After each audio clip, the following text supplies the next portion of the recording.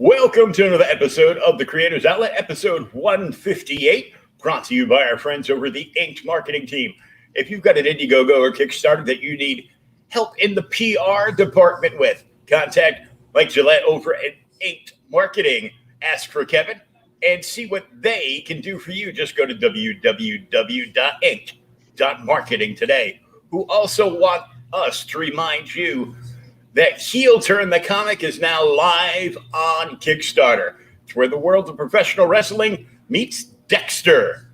Check it out today at inked.pub/heel turn. And also, welcome.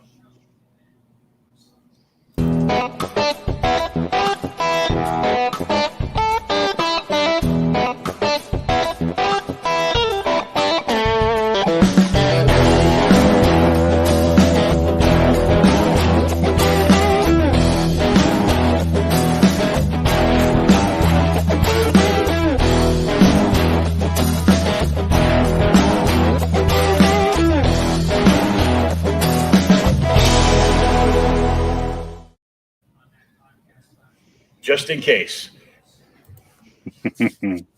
Welcome, Justin Knight, to the show, the creator and author of apparently many books that you can purchase at your will on Amazon, because, you know, Amazon is the only place to buy books. Worldwide, that is. You know, it makes it easier to get your books around to a larger audience if they're listed with Amazon.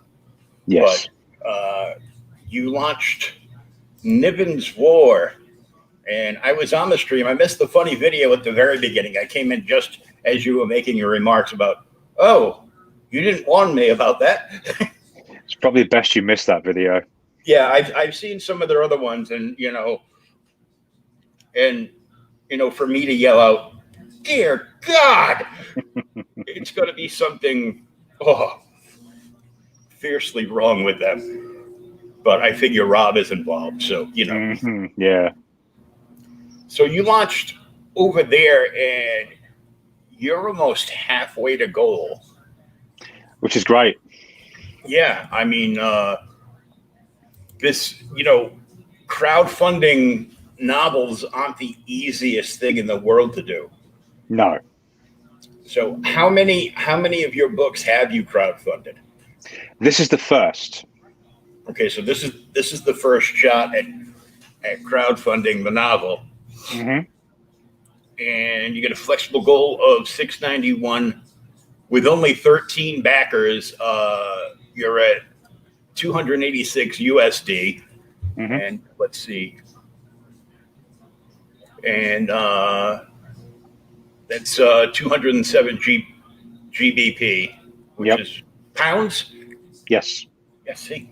The funny L is the pounds. The funny C is euros. And now the funny American dollar is worth less than any other money around the country. So tell us about this book, how you got the idea for this book, and what got you to jump in and try crowdfunding a novel. The idea came from many months and years of thinking about wanting to write my own military science fiction book, or my take on it at least. But I put it off for a long time because there were just so many of them out there, and I felt it was a saturated market, so I just left it alone and did my own thing in the meantime. But the more I thought about the idea, the more it sort of formed into a solid outline on my computer one day. And I thought, okay, well, I've got something I can write now. And my goal was to try and have a small story set in amongst a big universe. So there's a conflict that reaches boiling point and war breaks out. But I wanted to focus not on rooms of military commanders and generals, with digital maps going, send our forces here, here, here, and so forth. I wanted to focus on a small group that were fighting to survive in among all the chaos, and that's what the story ended up being. It's the biggest thing I've written to date, and I became really proud of it. The reason I decided to crowdfund it was, first of all, I ran out of money for editing because I'd got 2 books this year that I paid for and had put out, and couldn't afford another one. So I thought, well, I'll give it a shout, see if people are interested in this sort of thing. And well, as we were talking about before we went live, it's my first foray into the whole thing, and it's been a great experience so far. And let me I keep having to go back. Oh, you're doing a 60-day campaign, and there's still 50 days left, so you've got plenty of time to wrap up the initial funding and maybe think about some kind of stretch goals.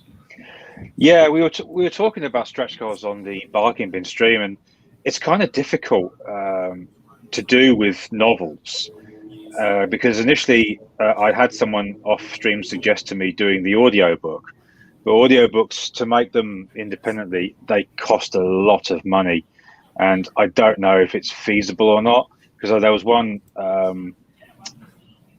audiobook voice narrator, my English went there, and I love their work, and I said to someone who'd used them, how much did they charge to create one of these for you? And he said 2,000 US, and you just hear that and your eyes go, what? So the only stretch goal that I thought of, if I make enough, obviously not expecting to, was that I'd just go straight into book 2 on this, and anyone that had backed it, physical or digital, would get a matching copy of book 2, no extra cost. Wow. See, I'm down for that because anything that I have the chance of winning something for free, or hitting something and getting like a second book, or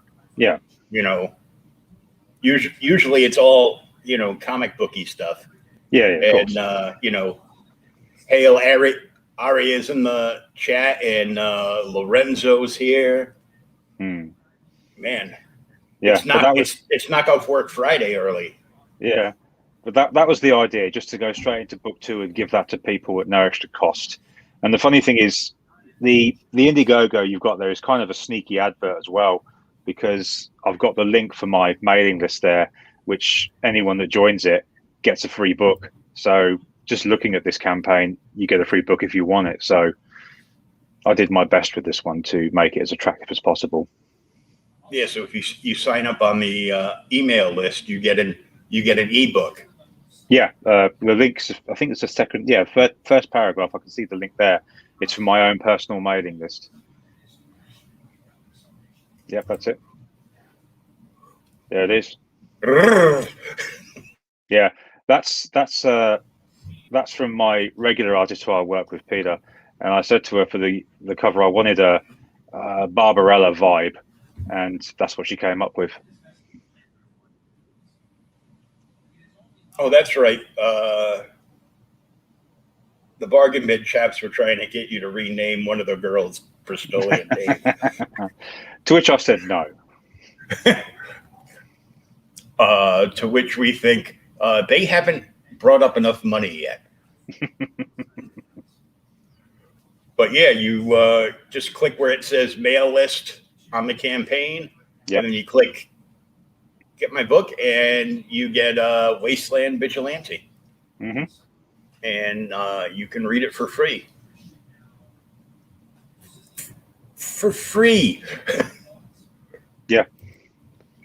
Because one thing I've noticed in the past was that a lot of people, authors, for their mailing list, they do free short stories, which is all great, don't get me wrong, but I wanted to have something a little different for mine, so I wrote a complete book for it, and I was very proud of the end result.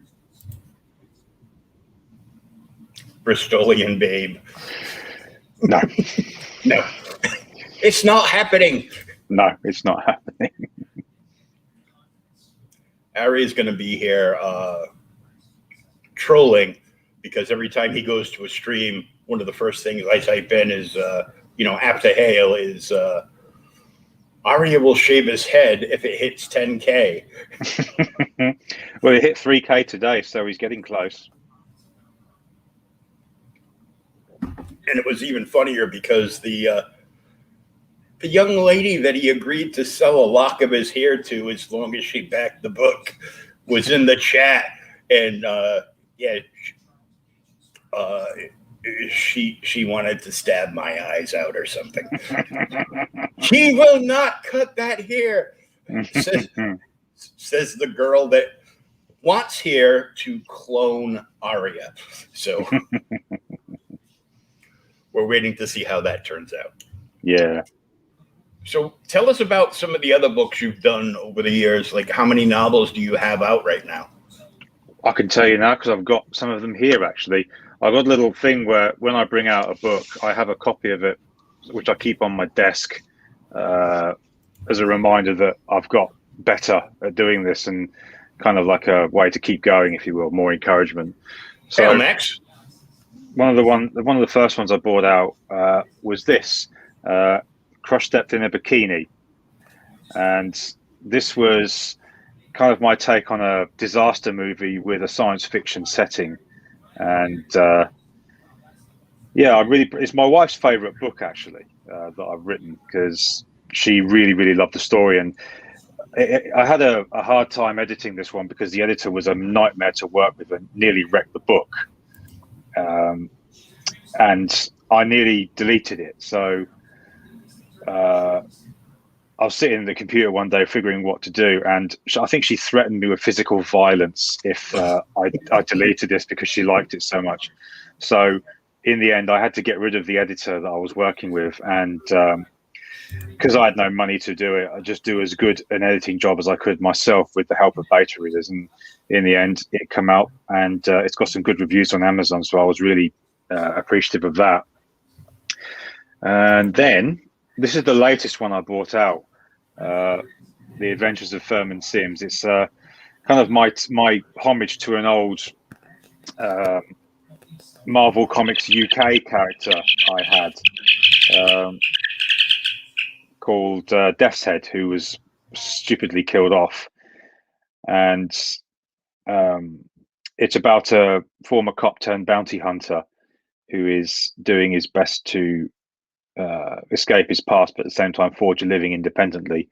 And he learns the hard way that he can't get away from some things. And working with Peter, she did this great thing where she'd do back cover illustrations for me of certain scenes in the books, and that was one she did right there.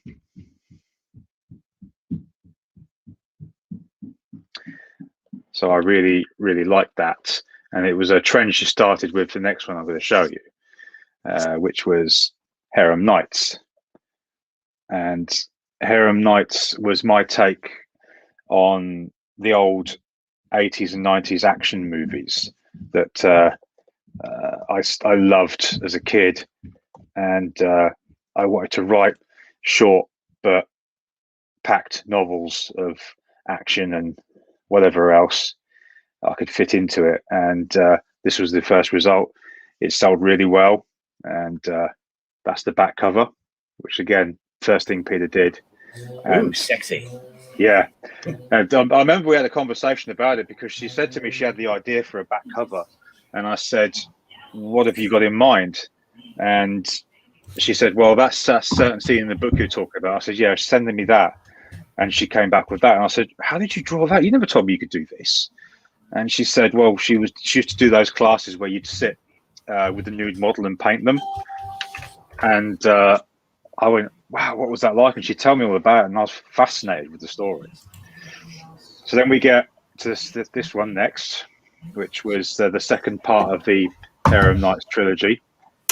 And again, homage to the 80s and 90s movies with that, the back cover from Peter. And that was fantastic. And then you got the final part of that series. And again, I can't show you the back cover of this one because it's a bit of a spoiler, but it's got a similar vibe to it. And I've literally, so Niven's War, I think it's my seventh book that I've written. I'm already working on numbers 8 and 9 as we speak. So I'm always keeping myself busy with my writing. And people can follow you over on Amazon too. Yeah, it's the thing with all authors. If you follow them on Amazon, you'll get notified when the next book is released. And part of the reason that you get notified when something's coming out, and with Niven's War, it's being printed with Amazon, so it's why the campaign is cheaper and the books themselves are cheaper. I see Max's question there. I can answer that now, because you need fresh eyes on your work, because you will miss mistakes whether you want to or not, because you go, I think word blind is the phrase. But I had a friend of mine who edited his own work, and I'll give you a good example. He had intended to write the phrase soccer pitch in part of his sentence, but after publishing it, he found out he'd written soccer bitch. So yeah, it's you need fresh eyes on it, because your mind will just read what you think you wrote. Yeah. But as to give, I mean, the guy I work with now as my editor, Tim, I've learned a lot from him when it comes to writing, because there was a scene in the third Harem Knights book where a sniper rifle's fired, and I think I'd written that there was the gunshot sound and then the bullet hitting. That was it. It was something like, God, now my memory's gone. There was the gunshot sound and the bullet hitting, or something like that. And he said, no, the bullet would hit you, and then that's all right. Yeah. Oh God, I'm getting confused now. But I had the gunshot sound and the bullet hit the wrong way round. And he pointed that out to me in the editing. He went, oh, damn, I never knew that. And he's been really helpful with a lot of other stuff as well. So yeah, he's been a great guy to work with. But the first editor I worked with, like I said, she was a bona fide nightmare in the end, and which is why when you're working with an editor, especially independent writers, you have to be careful who you work with. You've got to vet them first, which is one thing I didn't do. Yeah, I can recommend somebody that worked on Twisted Fairy Tales who wrote a story in there. Piper is highly recommended. I know Piper. Pipe is highly recommended as an editor. She's very good. Yeah, because she was behind Peregrine on Indiegogo, and I backed that book. Peregrine, and she is Luke Stone's editor for Hybrids too, which is an excellent book. Michael McCartney. I've started Harem Knights. It doesn't waste time getting to action. Yeah, that's the idea. I always like to get action going in the books, because I think the audience wants that. They want to see what the characters are all about straight away, and I think it's part of the story structure to have an inciting incident early in the book as soon as possible, so you can just really get into the story that way. Because if you have a slow start, sometimes I think it throws people off. I mean, granted, it was acceptable in the old days with some movies like Alien, because obviously you don't get the incidents until about almost halfway into the movie, I think. I forget now. Yeah, but the whole shock of it. Yeah, but I think audiences want those incidents sooner so they can get into the story. Because one of the books I'd written a long time ago, which I ended up taking down, was a book called Praxis. And besides being badly written, it needed to have more action in it. One of my fellow author friends said to me the problem with the book was that the action didn't kick off until about 70% into the story, which it should have come in a lot sooner. So that was a lesson I learned early on with that book.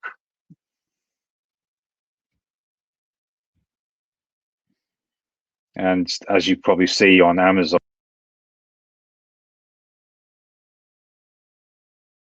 it's... Oh, sorry about that. My daughter's getting dropped off, and her grandfather is very impatient. She hasn't even gotten up to my loft yet, and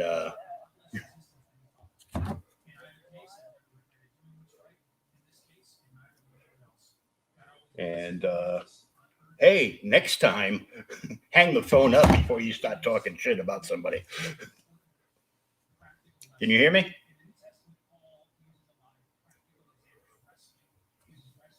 Oh, something's not right.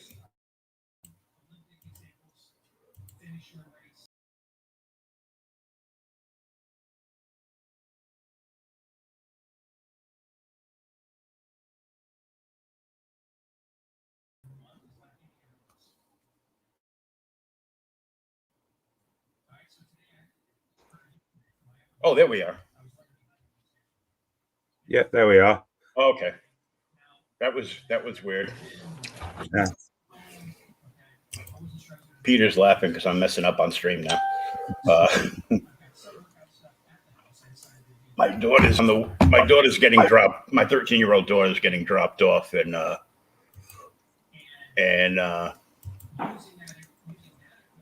she left something down in her grandfather's car.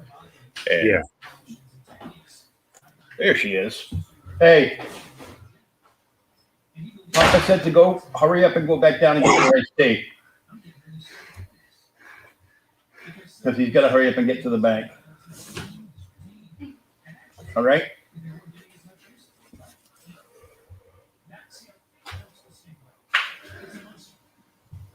Okay. I need to share that again. Let's get this back up so we can talk about some of these perks.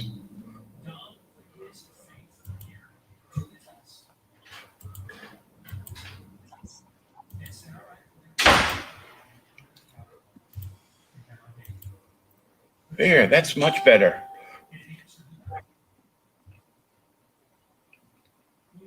Can you hear me, Justin? Yeah, I can hear you. Oh, okay. You weren't saying anything, so then I was confused. I was like, am I on mute again? So my headphones are just...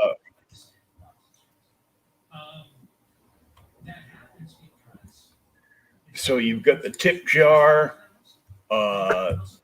The ebook is £4 or $6 USD. The paperback is £10 or $14 USD. And all these other support characters are sold out except for a support character female who Can we make that one, Dave? No, we cannot. Okay, I tried. I'd make it my daughter, but she'd probably try to kill me. So you've got one more character slot open as a female support character. Yeah. And the tip jar.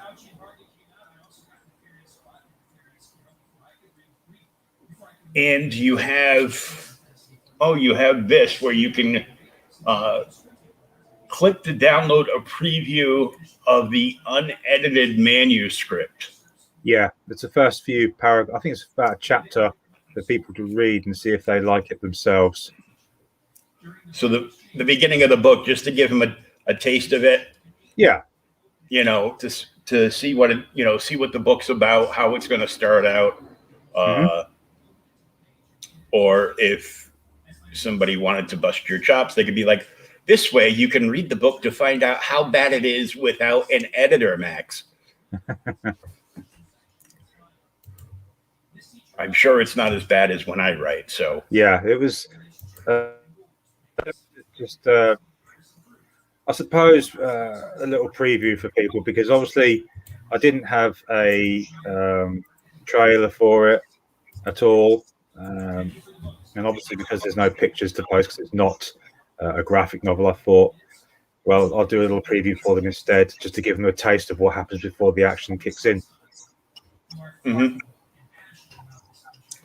And the handy dandy tip jar, which is always nice to have in there. I know Indiegogo also has a a tip thing at campaign, like at the, at checkout, where you can, tip a certain percent over the thing. Plus, if you want to, donate even more, you can hit up the tip jar and put in. Yeah.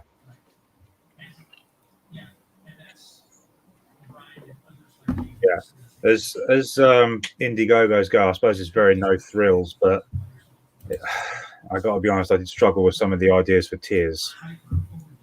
It's like I can put the book, and I can put the book, and I can put the book. Yeah. It's it's a far cry from doing what we see every day in Indiegogo, which is mostly comic books or graphic novels, where it's easy to do tiers because you can sell the original art, you can sell prints. Any thought of doing a print of the cover art? I thought about it. Each paperback's going to come with a bookmark anyway, which will be the title font and what I can do with the picture on the opposite side. So yeah, I could possibly do prints as well, but again, at the time I was just struggling for ideas, and I wasn't sure if anyone would want a print of the main cover or not, which is a great main cover, don't get me wrong, but those things tend to be reserved for graphic novels, and I wasn't sure if it would fly with a regular book. Well, it's still like comic book art on the cover, so yeah. It's by Carlo Tornielli, who's done the Grim Reaper graphic novels and also worked on Vampire Hunter as well with her husband. But I first came across her when I saw she'd done this, which is the Sunsworn visual campaign. Yeah. And I saw what she'd done with the colors around the edge and the character's face, and I thought, all right, I need to work with her sometime. And she was in a thread that I had seen from, I think, Red Gaze, and I'd said something like, I think I need to work with her, and I didn't realize she was in the conversation, and she saw it and she went, yeah, I'd love to work with you. And oh, wow. So we got talking, agreed a price, and once I had my idea for the cover, I sent it to her and said, this is what I want. And she came back with it. I said a couple of alterations here and there, and then we were good to go. Yeah, that's awesome. Yeah, and she does some amazing work over there too. Yeah, so absolutely. If I could back everything that I liked, it would be fine. I would have to, win the big lottery to do that, but yeah, it's the only problem with graphic novels on Indiegogo now. There's so many of them. You have to pick and choose which ones you want to back because you haven't got enough money for everything. Yeah, it's it's like, wait, anybody can make a comic? Well, anybody can make a comic, graphic novel, or a novel. The problem is you have to fish through the ether because there's some people that are making them that really shouldn't be doing them. Yeah, I've noticed one or two. I've seen quite a few, and I usually, just kind of refer them to, other avenues and shows. I've had a couple on that I thought it was a different project in the back of my head, and then when I got them on, it was, Yeah, because me and Peter, we have talked about doing a graphic novel, and I've started to write it in my spare time. And our approach to the whole thing is going to be a very old school Dark Horse Comics vibe with black and white art. Just try our best to keep the gold as low as possible for the whole thing. Oh yeah, like the old Dark Horse Digest. Yeah, and the first wave of Aliens comics that Dark Horse did. A lot of those were predominantly black and white because I've got one of the omnibuses over there, and I just loved what they were able to do with just pencils and ink. So I suggested the idea to her, and she said, "Yeah, let's go for it." Yeah, I had bought a whole bunch of the DC and Marvel essentials and showcases because they were on, newspaper paper. They were 500 pages, and you could usually get them for about $10-15. And then after a while, when they just started they're like, instead of making a new book, we're just going to remaster and pay somebody to color and re-ink the original files. Yeah. So you're losing all that, and in most cases, it's artists that have been, long gone for a number of years. So now you're going to lose all their original line art. So, artists aren't going to be able to, pardon me, study what they've done before. But there was another one that come up about a year or so ago. For I think some of the DC reprints they were doing for graphic novels, they noticed that there'd been extra art added to some of the female characters' backsides to cover them up more, and some of this was done to the artwork of Michael Turner, who's been dead a few years now. And as far as I'm concerned, that was really disrespectful. So I just couldn't understand why they were doing it. Yeah, it's disrespectful. And don't they know why we buy these? Yeah, which is another reason why I just don't understand this push for political correctness in comics now, because it is literally purest escapist fantasies. The men are ridiculously buff, the women are ridiculously sexy, and that's what worked for so many years. And yet, when you see what's happened to a lot of the mainstream stuff, I don't buy it anymore. Nope. I'm buying. The only book I've bought from Marvel in like over 10 years has been The Immortal Hulk. And that ends at his run ends at issue 50, which is where my subscription is going to end for that. Yeah, I mean, it was like with the lead up to the Batman and Catwoman wedding, because I picked up the issue where he proposes as a collectible, so I thought, why not? And when it reached that issue and nothing happened, I was taken aback from a writer perspective, because you can't have all that build up and no payoff. And the fact that Tom King got the grief that he got for it, I wasn't surprised, because it was a great idea for a book as far as I'm concerned. And he had the opportunity to set his own mark in the Batman universe, because I think that's what most writers want to do. But instead, he left a bitter taste in many fans' mouths. And again, it's a big reason, I think, is why people are just not touching comics nowadays, because the writers do such a bad job with them. Yeah, Tom King went and got all ED on the Batman Catwoman storyline. Yeah, and it was a real shame, because I'd heard of a lot of comic shops that were either getting, I think, refunded, or people just cancelling their orders for that issue, and I think it put them out of pocket a little bit. Oh yeah, it was a huge knife in the back to DC, because you also have to consider, since Western comics haven't been selling well for years and years, the majority of people that are buying them now, they're not reading them. They're all speculators. Yeah. And, they hear something like this. Goes, oh, Bruce is going to propose to Selena in this issue. So they hit up whatever store they do their mass business with, and they'll pre-order like 50 copies. Yeah. Well, when the announcement comes that, this is done, then all those people start canceling their orders with the store and be like, I'm canceling my order. And what's the store supposed to do? No, you can't cancel it. Yeah. And unless they have something in writing saying, you're not allowed to cancel your order if it's less than 30 days. Yeah, which is horrible to see, because obviously since the pandemic kicked off, a number of stores have closed, and Mm-hmm. I don't like seeing that.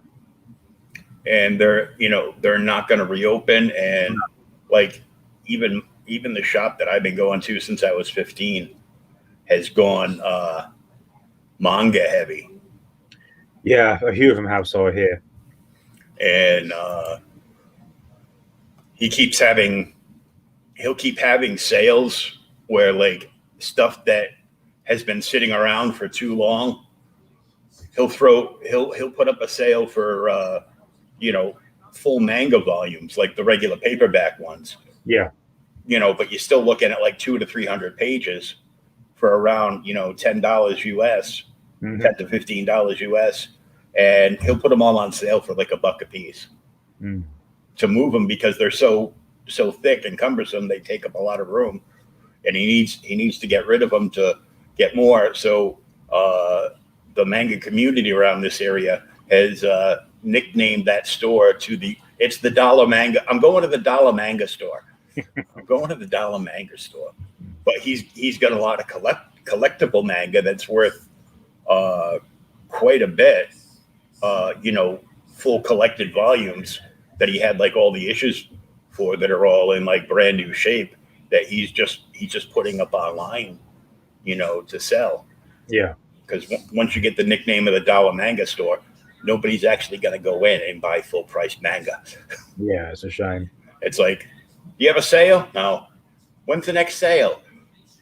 It's like brick and mortar stores can't stay open on nothing but sales, because they're dropping prices to get you into hoping you're going to buy other things. But it's because I think stuff like this that's in comics, and also, as far as I'm concerned, in modern movies and television, which is driving a lot of independent creators to make their own stuff. Mm-hmm. I champion it with a passion, because it's original stuff, it's original material. Because I'll be honest, a lot of the books I write, they pay homage to stuff that I grew up with. Usually, like I said, the 80s or 90s action movies, because they were, as far as I was concerned, when storytelling was at its best.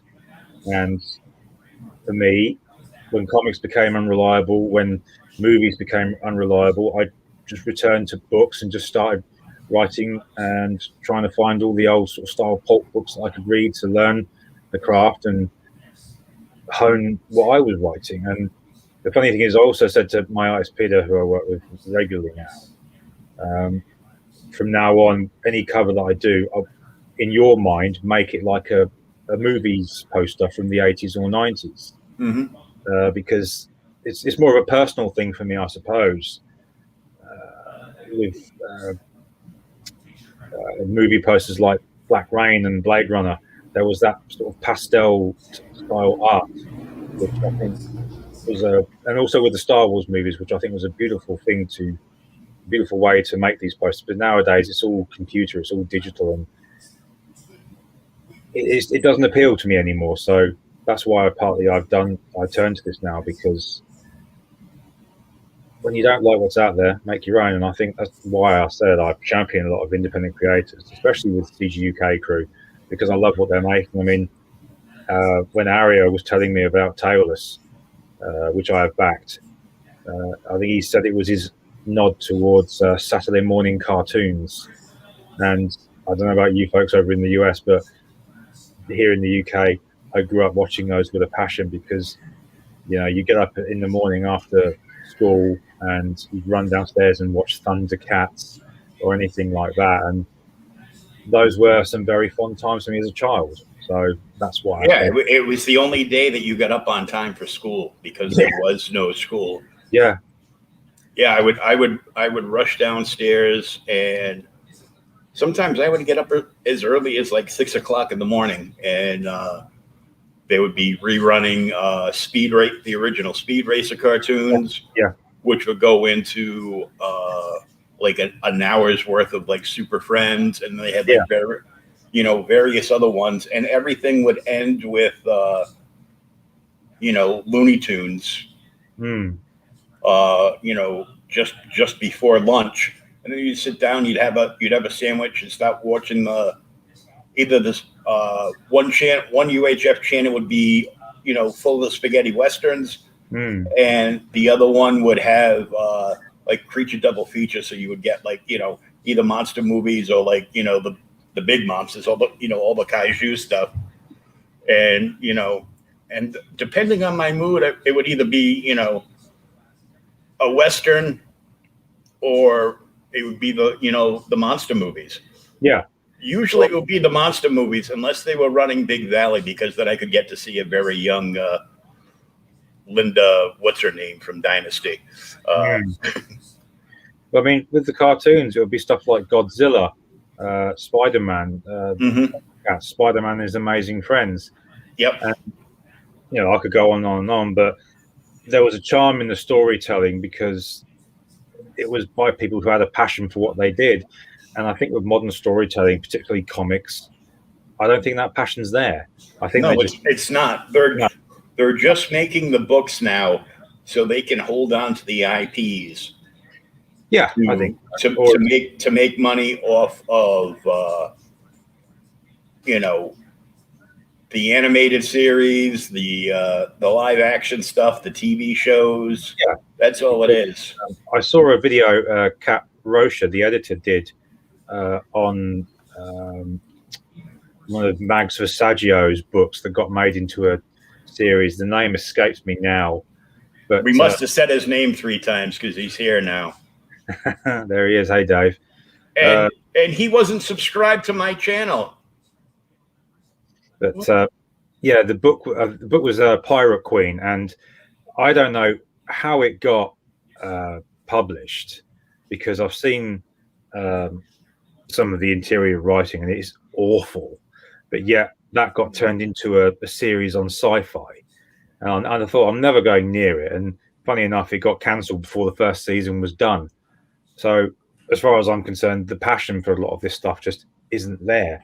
So they'll cancel good stuff that should keep going. Yeah. And they'll let bad stuff like here's a cringe-worthy sci-fi series that they let go on way too long. Cleopatra 2025. It was a sci-fi version of Baywatch. You would mute the audio on both and just look up once in a while to see the girls, and that was it. Yeah, it was also what was it? There was me and my wife were watching Jessica Jones on Netflix. Mm-hmm. And I think we got to like 6 or 7 episodes in, and she turned to me and she said, "Why are we still watching this?" And I said to her, "Look, I know it's crap, but I just want to see how it ends because the lady that played Jessica Jones, she was just such an unlikable character, and well, she's supposed to be though. Yeah, I know, but there's unlikable, but then there's too unlikable, and she was too unlikable. And then there's the villain who outstayed his welcome, as far as I'm concerned. He should have died much earlier in the story. But the problem is that's another trait I think with modern storytelling. Stuff gets dragged out. Mm-hmm. And you can spot it after a while because of. I don't want to sound big-headed, but I can spot padding now on some of these shows. It's like we're gonna drag this out as long as we can, and it's like, why don't you just make the season shorter? Yeah. Instead of dragging it on forever and ever. It's not like it's not like the first 3 original Star Wars movies where it's like, why isn't Vader dead yet? Yeah. It's like, at least that one was planned out. Yeah. None of the other ones were ever planned out. Yeah, because it's one rule that I set myself when I knew what sort of direction I wanted to go in with books was to not pad things out. Because one of the also reasons I grew to hate my first book that I wrote, Praxis, was because I padded it out because I wanted to reach a decent word count. And I mean, I've got the original manuscript printed off, so because my aim is to rewrite it, and thank you, Dave, by the way, and make it a better story. There was a whole chapter that I put in as to how the space station that the story was set on would operate. And I look back on the story now thinking, I didn't need that. That shouldn't have been in there. And I think the original manuscript was something like 83,000 words long. And when I began chopping out stuff, this was a long time after it was published, by the way, from the last draft, so that I knew what I had to improve. I think it dropped something like 25,000 words. And I looked at it and thought, I never need to do that again, because there were people that spotted it in the Amazon comments, and it does stay with you when you realize that you could have done something like that a lot better. So that's a lesson that I learned the hard way. Yeah, the having an entire chapter that just describes how the space station works. Yeah, that would have been fine if you were doing a graphic novel of that book, and be like, I'm sending you a chapter that's not going to be in the book that explains how the space station works. Yeah, and then you can visualize it and go with it. Because I mean, going back to Crush Depth, I mean, that's how thick the book is. And off the top of my head, I think it was something. I'll do it again. I think it was something like 62 or 63,000 words when it was finished, and there was no padding in it at all. And looking at it now, I'm perfectly happy with a book this size. And as soon as I know a lot of people these days like to binge read, I think that's a perfectly acceptable size for them to go with. I mean, Niven's War, it's just shy of 71,000 words. But that's because I really wanted to have some good action scenes and some good dramatic moments in it. So that's why it's as big as what it became. And that wasn't me trying either. It just ended up like that. Yeah, so it's, it's not, I need to, stretch it out to a certain word count. I had that problem when I first started writing reviews for Outright Geekery. Yeah. They're like, it needs to be X amount of words. Don't just say, it was good, read it. Yeah. I'm like, I can say that? He goes, yeah, but you need a lot more words around it. Yeah, because I think it was set the trend where they said a book nowadays is 50,000 words in length, isn't it an acceptable amount? And I remember when I was querying publishers when I was a teenager, one of the ones I wrote to was New English Library, back before we had email, and they wanted a minimum of 75,000 words for a manuscript, and for more substantial read topics like fantasy, I think they wanted something like 125,000 words. And obviously, seeing that as a teenager, you think there's no way I can do that.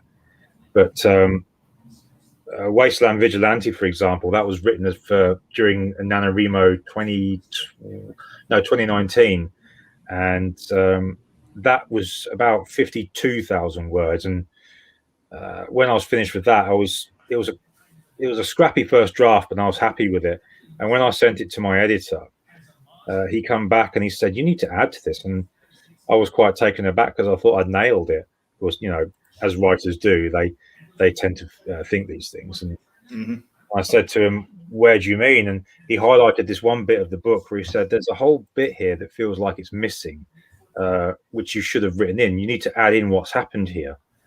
And that, coupled with a few other additional parts he'd suggested, I think it brought the book to something like 56,000 words, which again wasn't intended, but it fleshed out parts of the book which needed to be fleshed out, and it became a much better manuscript for it. And I suppose that goes back to what we were first talking about, where you need a second pair of eyes on your book, because as far as I was concerned, I'd covered all my bases. And when your editor comes back and suggests this or that, it's like, oh, I see. So that's where having an editor comes in handy.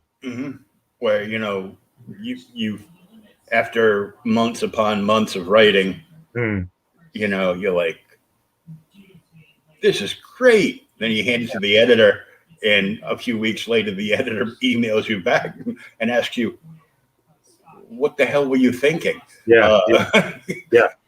Because I think with the third Harem Nights book as well, I thought I'd written the story perfectly again, that sort of mindset. But when I got the notes back, he said to me, "This scene, you need to reconstruct this completely because you've got the order all wrong." And that was probably one of the toughest edits he'd ever given me because I had to reconstruct, I think, 2 chapters. Wow. Yeah, because again, I thought I'd done right with the timeline, but I really hadn't. And once I revamped it and looked at it, and I went, "Wow, shit, I really did screw this up." But again, thank God for an editor because he saw it. Yeah.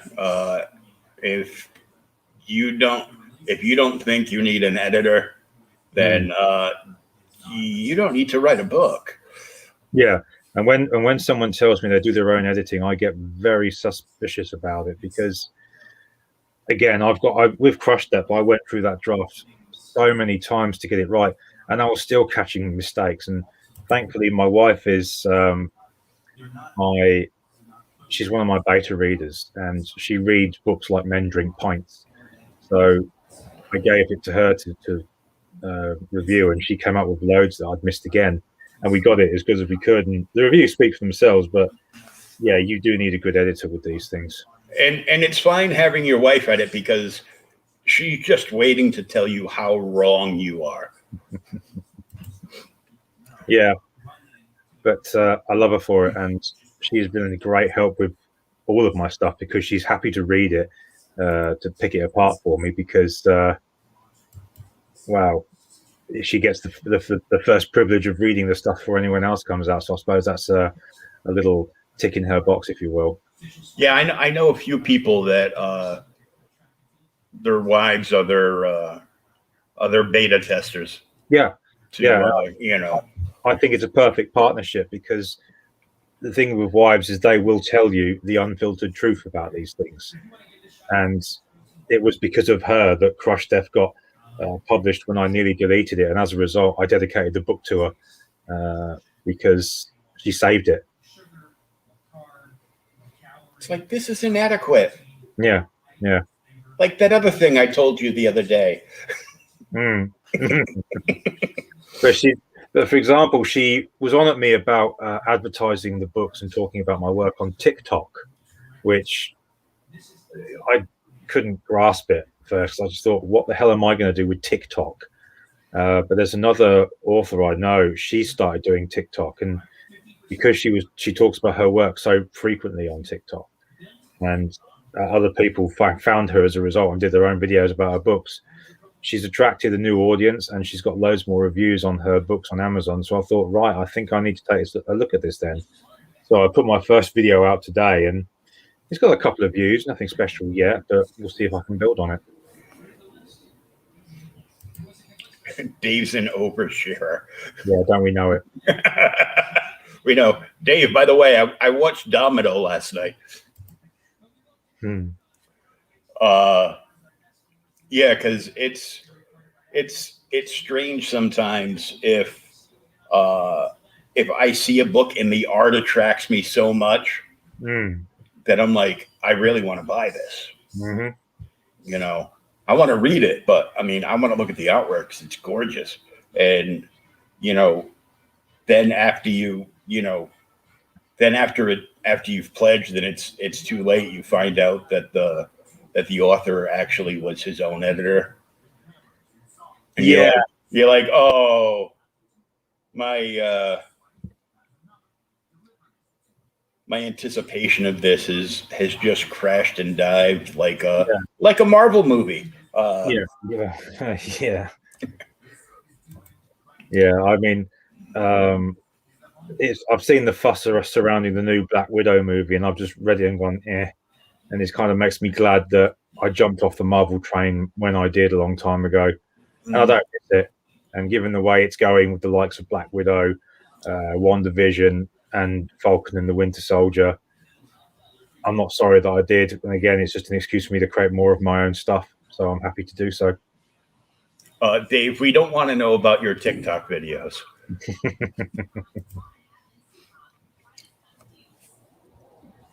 So, had I think you answered this on their show. Yeah. How many books do you see in the Niven War series? Ooh. I want to do 3. But again, it depends on how the story goes, because I don't, like we talked about earlier, I don't want to be guilty of padding, because I know what's going to happen in the second one, because I've had the image of the scene in question sitting in my head for a long time, and I know that it's going to be the cover for the second book, but I don't want to drag it out. Because, for example, there's a science fiction fantasy series I'm reading at the minute, and it's 7 books long. And, and I've been listening to parts of it, and I've been going, "Come on, can we just get the story moving more, please?" And in my opinion, it could have been 5 books, but again, I'm too much of a cynic for some of this stuff, and I can, as soon as I hear certain plot strands, I just think this is padding, and part of me turns off. So, I mean, if I can wrap it up in 2 books, then maybe I will, but it depends on how the story goes. But my intention is 3, because I think that's just the right number to finish the story off and satisfy any backers that I have for it. Yeah, I like to like when I'm reading, like, whether it's novelization of a comic, or just the novelization of that includes comic book or comic book style characters. I don't necessarily expect it to be a long book. I expect it to be probably like around 250, 300 pages max. Yeah. I mean, there's a good example, going back to movies. The Last Jedi. I know everyone likes to kick that movie in, and quite rightly so. But there's that whole subplot of Finn and is it Rose when they go to that gambling planet. That to me is padding. You could have taken that entire subplot out of the movie, and it would have been better for it, in my opinion. So that's the sort of stuff I want to avoid, and I don't tend to write a lot of side plots unless I think it provides something good to the story. So I've had a lot of lessons to learn from during the course of learning to be a decent writer. So hopefully I've stuck to it. Just watch anything that Marvel and Disney has put out in the last 5 years and be like, okay, note to self, don't do any of that. Yeah, well, the thing is, it was creeping in with that, with Captain Marvel and parts of she featured in Endgame, because that movie should have come out a lot sooner and with a different actress, in my opinion. And you could see, watching Endgame again, the parts she featured in didn't work, because they introduced an overpowered character in the penultimate act of the story. And one of the editors I knew taught me was that you can't do that, because the audience will not gel with it. And that was what I think happened with Captain Marvel and her appearance her film before Endgame and her appearance in it. So that's a good lesson to learn storytelling, as far as I'm concerned. Well, what I think they should have done is they should have scrapped the character altogether and used Richard Rider Nova, or maybe the original Marvel, who weren't as powerful, because they're like, well, it's a woman, we have to make her even more powerful. Yeah. Why? And also that moment in Endgame where all the female heroes are band together on the battlefield, and I think someone called it a selfie shot scene, which I think was apt looking at it. But again, that was that sort of thing creeping in, and for those of us that spotted it, it's a case of, what, this is where we jump off now. And like I said, I haven't looked back. Dave says, I think it's good that you know your limitations and have a good knack of what people are just padding out of their stories. Yeah. Like I said, because you've got to read books as well to sort of spot this stuff. And the series that I'm listening to now on Audible, like I said, I've sat several times and thought, man, just get on with the book. And again, that's something that I'm going to do my best to avoid, because the Furman series now that I'm writing, that's going to be about 5 books, and that's going to have a dedicated story to each book and a well planned out finale. And I decided on 5 books because of how the story for the character pans out, especially in book 3 and the changes that he goes through. But that's not, again, me trying to sort of pad the series out to get sales. Is what I've decided is the right character arc for that story. And there's so many lessons to learn from out there. So hopefully, like I said, I've learned them along the way, but time will tell, I guess, and how people review the books will also be a good indication. Yeah. There's always going to be the hater reviews, and yeah, we don't care if they hate as long as they still leave that 5-star review, because it's all about the 5 stars to push it around. Well, there was one that was left for Praxis on Goodreads many moons ago, and a lot of people I know say Goodreads is essentially a place for trolls and book thieves and book pirates. And this one guy left a review for Praxis. I think he gave it 2 stars, and he was very, very negative about it, but he did list some positives as well. And I thought, okay, well, it's not all bad. And I responded to the review saying, thanks for it. And, I am trying to improve as an author, and this will be taken on board. And a few days later, that review disappeared. And I was a bit surprised by it, because I guess he didn't expect me to respond. I don't know. But yeah, you do have to pay attention to these reviews, because you can learn something from the constructive ones, but the ones just say this book is fucking shit, blah, blah, blah, blah. There's not much I can take away from that. It's like, did you read it? No, just sounded like shite. Yeah, because I've come across ones where I wasn't able to finish them because I found them so bad. So I don't leave scores, because I don't think that really helps. So yeah. But if you like something, the proper number of stars is always 5. I don't know, because 5-star reviews are great. I'll take them, don't get me wrong. But 4-star reviews, if they leave a criticism,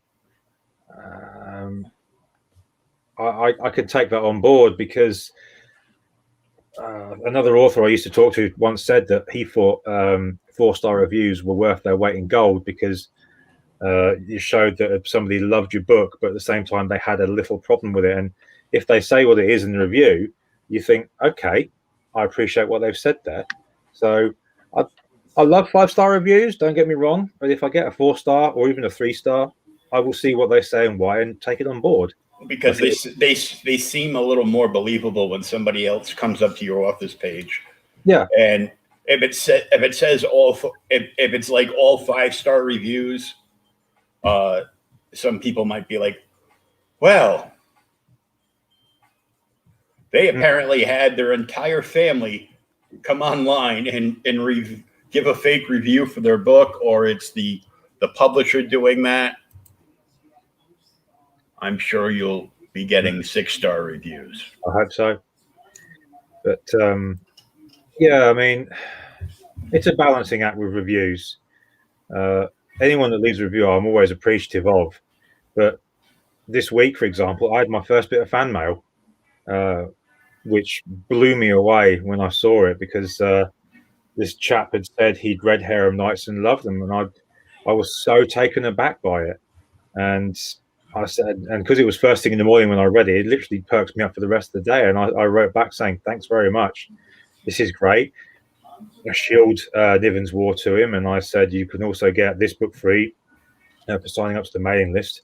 And he responded, I've seen Niven's War thingy, and I've started reading Wasteland, and I really enjoy it so far. And I left for work probably in the best mood I've been in for a while, because somebody took the time to reach out to me and say thanks for doing good work. And for an independent author trying to start up his own, I suppose, business, if you want to call it that, stuff like that means the world. It really does. Oh yeah, I was getting a little nervous when you first said fan mail. I'm like, please don't let it be a photo of Bristolian Dave in a in a banana hammock on the Riviera or something. No. But, And don't get any ideas, Dave. No, please don't. But, yeah, I mean, reviews, they are a juggling act. And with going back to practice, there was one that I think it was either 2 or 3 stars that was left.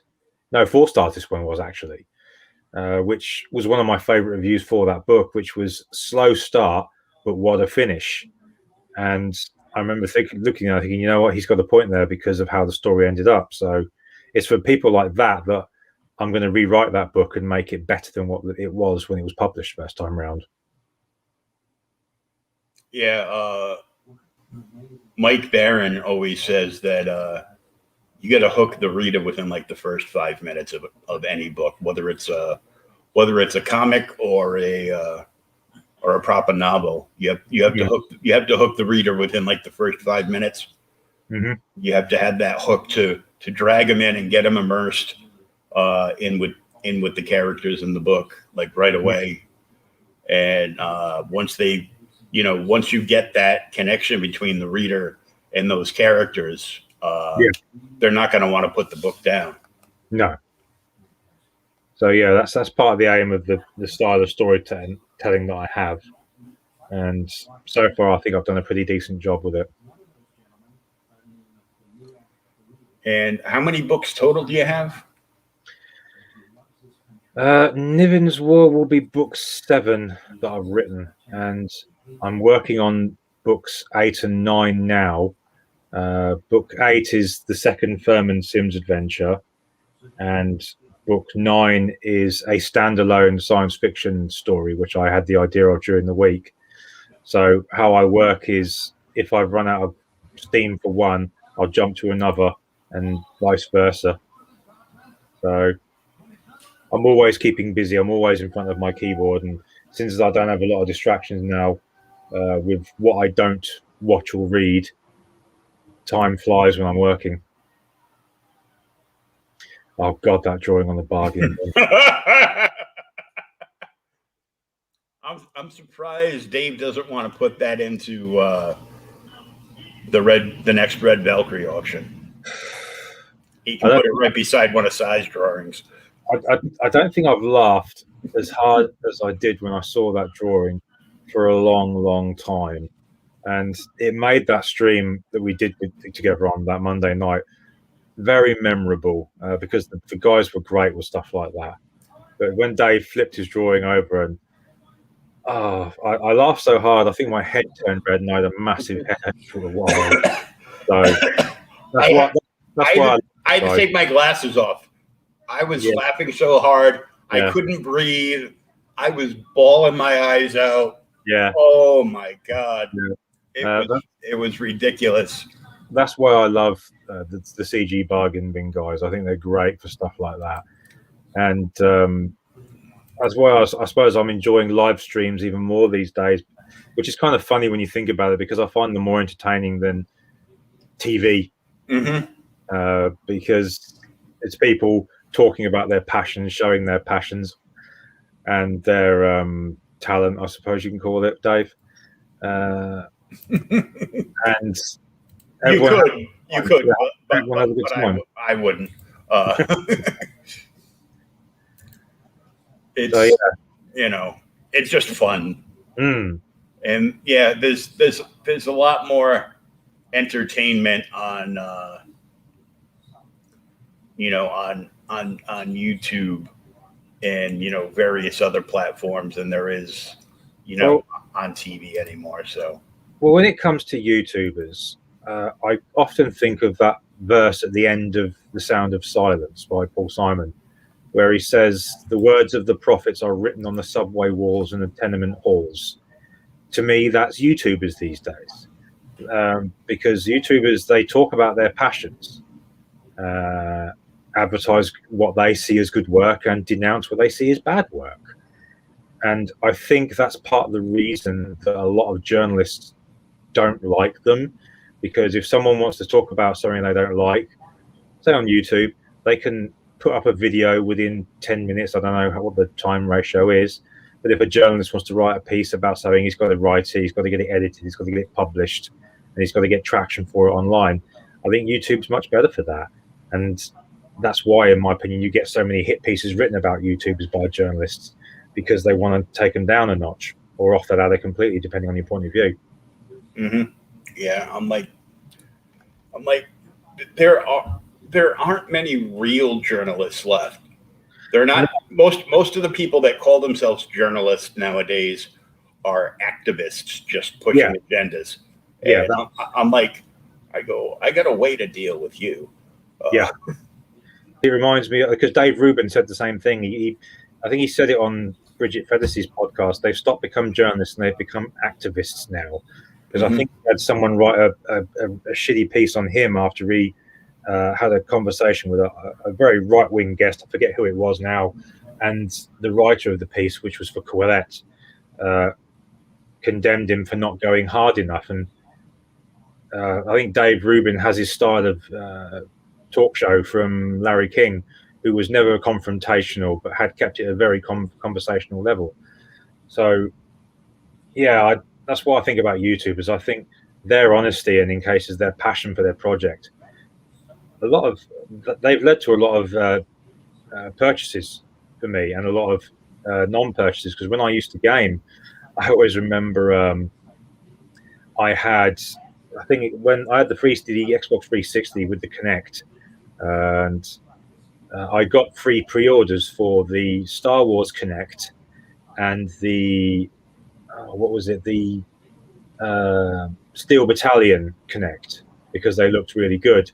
But then I sat and watched reviews on them by Angry Joe, and when I saw how bad they were, particularly Steel Battalion Kinect, I cancelled both my pre-orders, and that saved me around about 60, 70 pounds over here.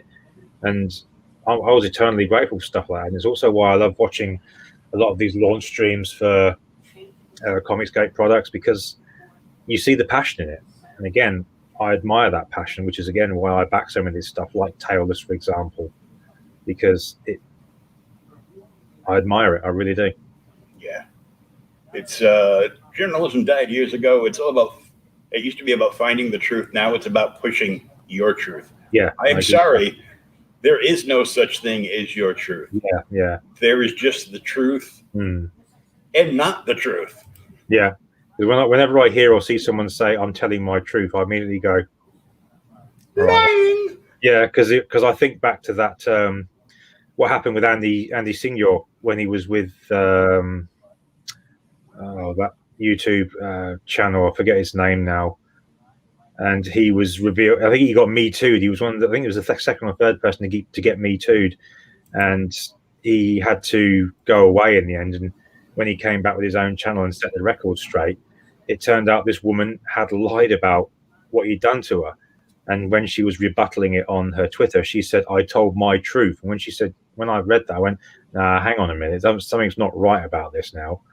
And stuff like that, where as soon as I hear that phrase, I'm immediately suspicious. As soon as I hear that phrase, I know they're lying.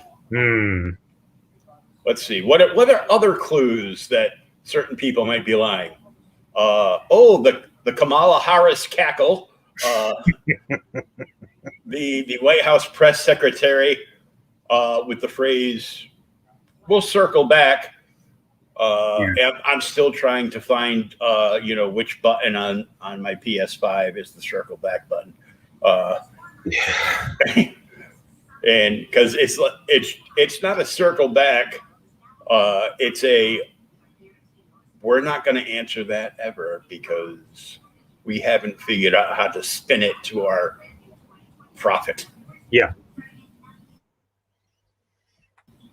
The thing that gets me is with a lot of stuff like that is when women are just beyond angry at men for any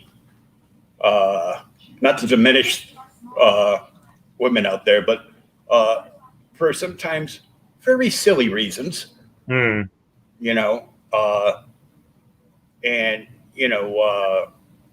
like the meme of the couple lying in bed. I know he's thinking of other women. And he's like, oh, wonder if I can go to the park and play with a dog today. Yeah. Uh, and it just, but I never hear anything happening to all these women that have been found out over like the last few years that they lied just to cause somebody their job or career. And, they can lie about it and nothing will happen to them. Yeah.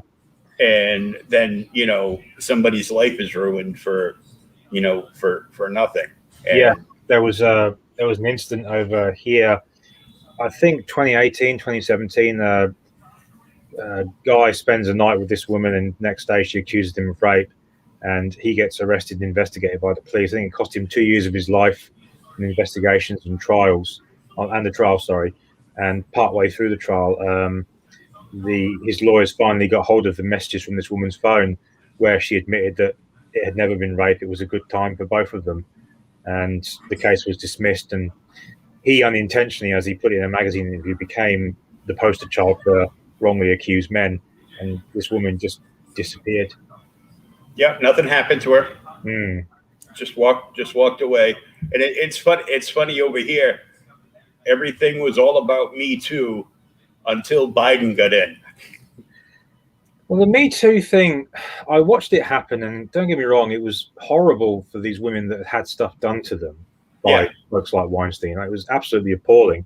But then when you see some of the inconsistencies appear in it, for example, Asia Argento, granted, she said she's been raped, I think, by Weinstein. Again, horrible. But then it turns out she'd been sleeping with this teenager who played her son in a movie. And because he was underage, that was statutory rape. And again, she got caught up in that. There was a story about Mariah Carey, who'd aggressively come onto one of her bodyguards that appeared in the news that I read. And both of those stories just disappeared. Mm-hmm. And then you had the Smallville actress recently, who I think she got done because she was helping a part of this group that was inducting young women into a sex cult. Yeah. It was bizarre as hell story to read. But again, that story just disappeared from the news altogether. Yeah, she went to prison, though. Yeah, she went to prison, and rightly so she did. But you don't see many places still talking about it. It just flips the right. No. It just, it goes away, and, it's crazy for the fact that, during the campaign, the last campaign over here, the now vice president was accusing the now president of all these things, and then as soon as she was knocked off, it's like, oh, yeah, I remember seeing it. Fine now, just give me the job. Yeah, it's like, don't worry, Kamala, you will never be president. Yeah, but there was also one of the stories. No, she just came onto them, didn't do that to them. But one of the stories that I saw, I think it was on Friday Night Tights. They interviewed the theatre actor Clifton Duncan, and he said when all the Me Too stuff came out, when he was in theatre, he had his arse grabbed 5 times by 4 different women, 3 of whom he knew were married, and one of them even groped his chest. And when he said, excuse me, she went, I can't do that to me. And you hear stuff like this and you think, was Me Too a horrible thing that happened and predominantly men behind it? Yeah, sure. But there were some women that I think have some questions to answer as well. But well, it's they know you get a certain sect of women that they don't care, and they know that they can get away with anything, and then they can just play the victim card and have somebody carted away. Like, any domestic disturbance, they're always going to arrest the husband or the boyfriend. And even if it's his house,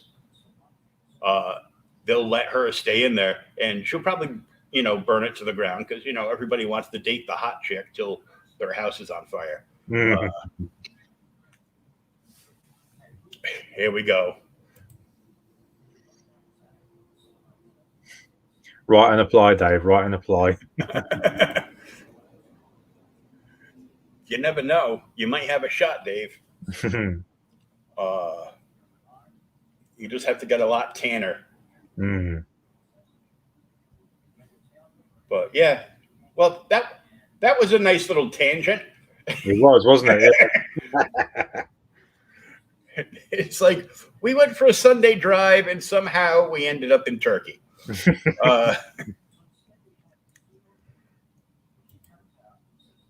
So we want to get more people seeing this and keep sharing it out, because there's time left, of course, but there's no time like the present. Of course. Dave says he's just waiting to get paid. So we hope that's true. Right, Dave? Right? No, if he's just still talking about Mariah Carey. Yeah. Dirty bugger. And so since you're a CG UK fan, yes. Yeah. What's one project you're looking forward to getting in your hands? Oh wow! I backed Charlie's London because I'm looking forward to seeing that, because the artwork alone on that is beautiful. So I want to see how that comes across. Obviously, Tailless as well, because it's that nod towards Saturday morning cartoons, which I want to see how he does it. And the only other CG UK, I've also got Glyn in Monsterland, which is going to be on the way to me soon. And the other one I backed was, I forget its name now. It was a science fiction one, which typical now, I can't think of its name. I should look it up quickly because I don't want to look too stupid on stream. But look at that. The science fiction writer forgot about the science fiction book he bought. The problem is I backed so many. I know. Mortal Worlds. There we go. I beg your pardon. Mortal Worlds. That one I backed because a lot of this stuff I missed, and I got it when it had finished and was in demand. So I got a copy of it and read it, and the book was very 2000 AD to me, which is why I enjoyed it. So I'm looking forward to when the creator brings out his next copy. But those are the ones I backed to CG UK. So no, not Shadows of the Inn. But yeah, Tailless definitely will be there first, I reckon. Then Charlie's London, and then Glyn in Monsterland. I don't know, but those are the ones I'm looking forward to next, because again, the passion in them is very clear. Yeah, I backed Tailless as well. I backed, I'm no Rob. I didn't get in as the first backer, probably because I was on my phone and then realized my phone does not recognize my secret vault. That's only on my computer for my my card info and everything. So yeah. I had to jump over, but I was like I think I was backer like either 12 or 14. I think 12. I can't remember what backer number I was, but I backed it today and I pushed him over $3,000 for it. Nice, so nice. I was pleased to have done that for him. Yeah, I got I backed it when he was on Red Valkyrie. He did the Red Valkyrie tail, which which was the only way you could get the Tailless patch. So I got the patch plus all the other stuff. Plus I backed Mike Jimmy's Life on Korra. So I got all the cross promotion stuff. I got all the signing up on the merch tier and the newsletter exclusives. So I'm getting everything from both campaigns on that. And there's some other ones that I just need to come up with some cash to get my hands on, and Mhm.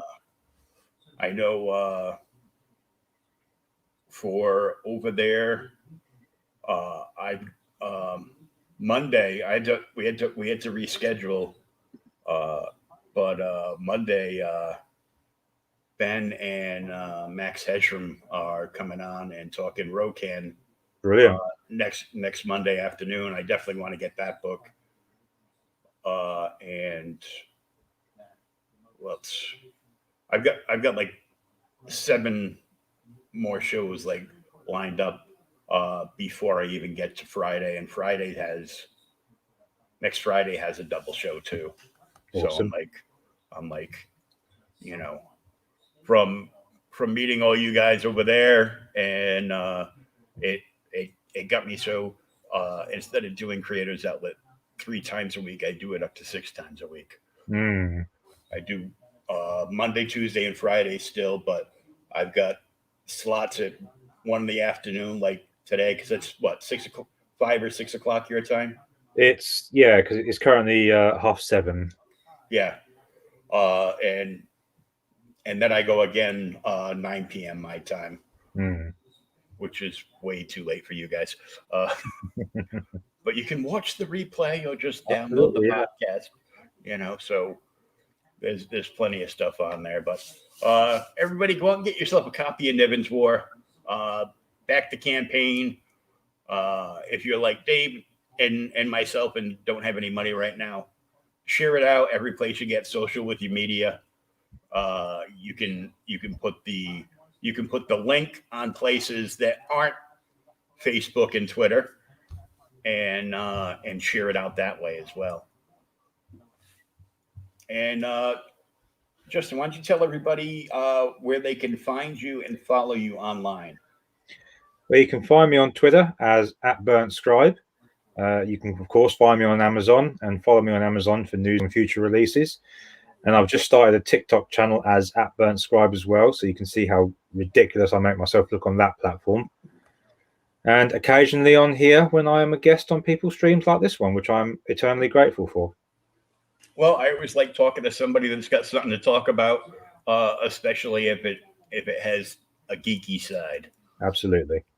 So the cover on this looks great, and I like the premise of the book, and I wish you all the luck. And I can definitely see this getting fulfilled, so you can pay the ever important editor. Mm. So people get behind this, keep sharing it out, and keep going strong. And we will see you next time on Creators Outlet. Wrong button. There we go.